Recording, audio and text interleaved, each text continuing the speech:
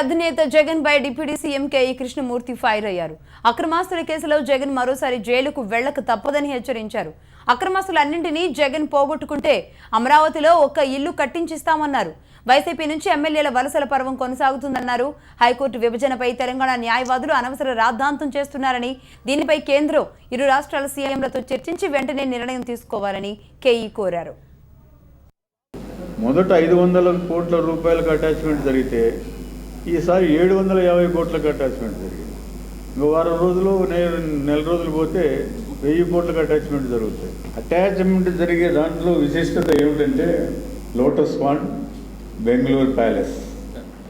అందుకోసమే జగన్ నేను ఆహ్వానిస్తున్నాను, మా అమరావతికి రా, బిల్డింగ్ కట్టిస్తాం, నీకు సుఖంగా ఉండు. మా రాష్ట్రాన్ని, ఆంధ్రప్రదేశ్ రాష్ట్రం నీది మాది అందరిది కూడా, కాబట్టి ఈ రాష్ట్రాన్ని బాగు చేయడానికి సలహాలు ఇవ్వు. విజయవాడలో అమరావతిలో కూర్చొని అనవసరంగా ధర్నాలు ఇటువంటి కార్యక్రమాలు చేయొద్దని చెప్పి మాత్రమే నేను మనవి చేస్తూ ఉన్నాను.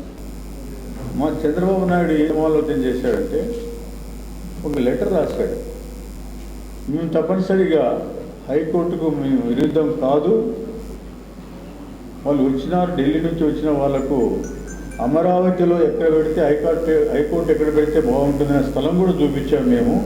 కాబట్టి మేము హైకోర్టు విభజనకు అడ్డం కాదు అని చెప్పి క్లియర్గా చెప్పడం జరిగింది.